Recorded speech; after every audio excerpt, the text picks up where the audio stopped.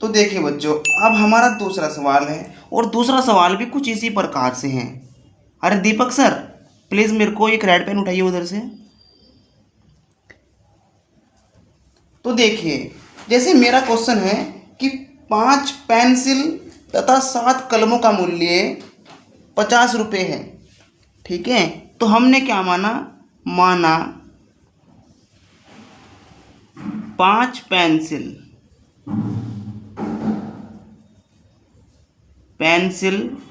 का मूल्य, हमने प्यारे बच्चों पेंसिल का मूल्य ₹X मान लिया है ना। और यहीं पे इसी प्रकार से हमने कलम का मूल्य हम मान लेते हैं ₹Y।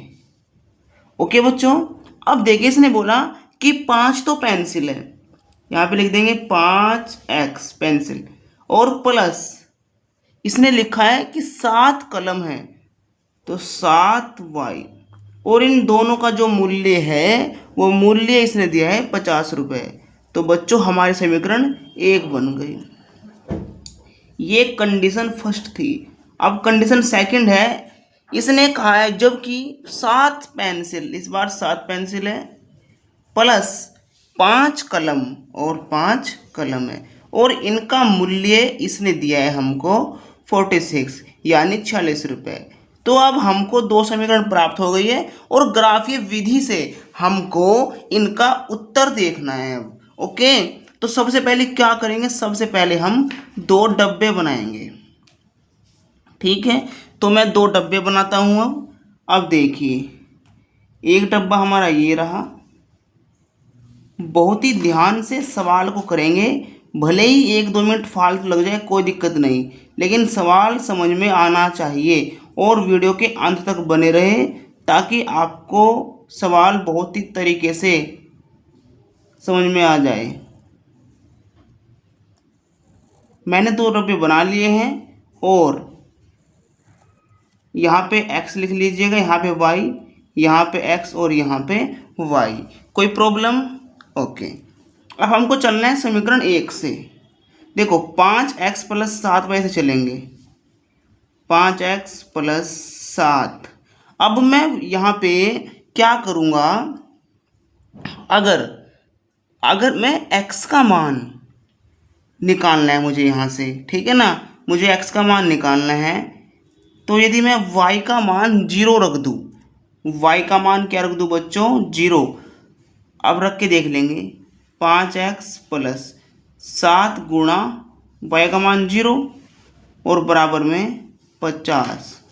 अब देखो 5x, ये तो कुछ नहीं रहेगा, यहाँ पे बराबर आ जाएगा 50 और 5.50। तो बच्चों जो हमारा x का मान आ गया, कितना आ गया बच्चों? 10 आ गया। x का मान 10, हमने y का मान 0 रखा था और x का मान मिला हमको 10। इसी प्रकार से दोबारा हम एक और मान रखेंगे। इस बार मैंने x का मान 3 रख दिया। मैंने जो x का मान रख दिया 3, रख के देखते हैं जो हमारा x का मान है पहले समीकरण में ही 5 गुणा x का मान हमने रख दिया 3 प्लस 7y और बराबर के 50। अब देखिए आप, 5 दिया 15,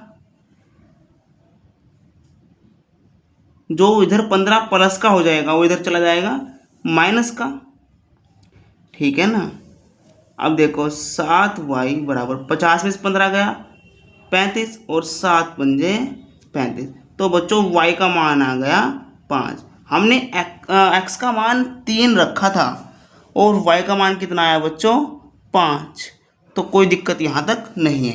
अब यही हमें काम करना है समीकरण 2 में। अब बच्चों समीकरण 2 क्या है हमारी?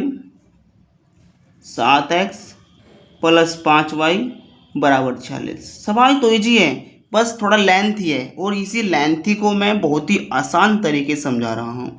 अब मैं क्या करूँगा, इसी समीकरण में अगर मैं x का मान 8 रख दूँ, x का मान 8 रख दूँ, ठीक है ना।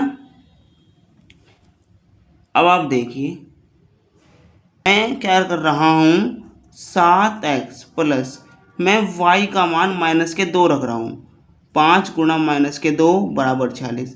तो इसको सॉल्व करने में आसान रहेगा हमको, है ना। 7x 5 दूनी 10 प्लस माइनस माइनस हो जाएगा और बराबर के 46। अब देखो 7x बराबर, ये प्लस का इधर चला जाएगा माइनस, इसमें इधर इधर ये माइनस का इधर आ जाएगा ये प्लस में। तो जब 46 प्लस 10 करेंगे तो कितना आ जाएगा, 46 10 56। ठीक है, तो उसके बाद यहाँ पे 7x है, यहाँ पे क्या है 56, 7 8 56, तो x का मान आ जाएगा 8। वही हमने बात की है ना। तो x का मान हमारा 8 आ गया और y का मान हमने रखा था -2। ठीक है, अब आप दोबारा देखिए इसी बात को। अगर मैं यहीं पे x का मान, जो हमारा समीकरण सेकंड है, यदि मैं इस बार x का मान 3 रख दूं, कितना रख दूं बच्चों, 3। देखिए ये हमारा समीकरण है,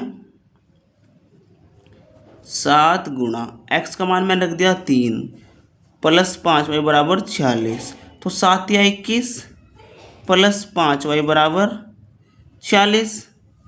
तो देखिए 5y जो का तो रहेगा 46 माइनस 21। तो हम इसको 46 में से 21 क्या कर देंगे बच्चों, घटा देंगे। कितना बच जाएगा, 6 में से 1 गया 5 और 4 में से 2 गया 4, 4 में से 2 गया 2, 5 पंजे 25। तो y का मान आ गया बच्चों 5।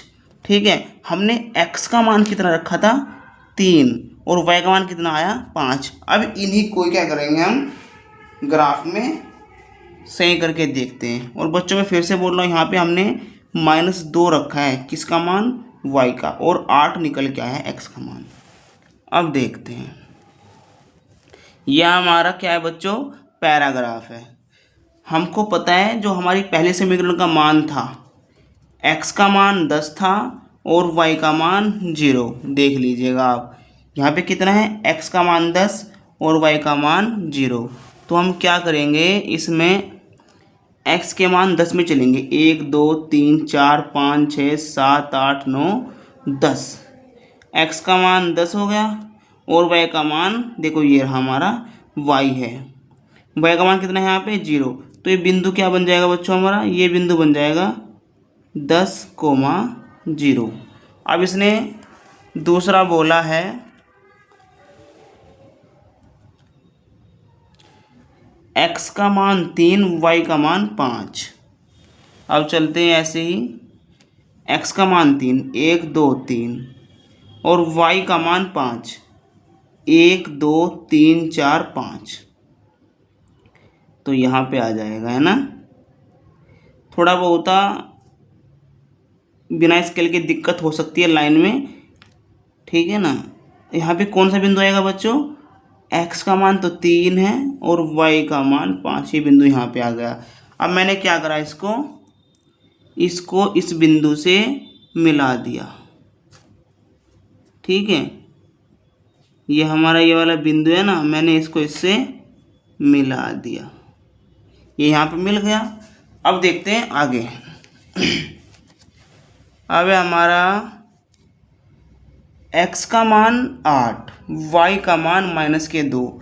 चलते हैं फिर से, x का मान 8 1 2 3 4 5 6 7 8, x का मान 8 और y का मान है -2। तो y ये रहा हमारा,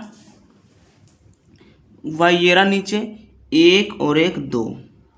तो कहाँ चलेंगे बच्चों हम, इधर देखिए यहाँ से चलेंगे और कहाँ पे जाना है हमको, 8 पे, ये रहा हमारा 8। ठीक है, यहाँ पे बिंदु बन जाएगा।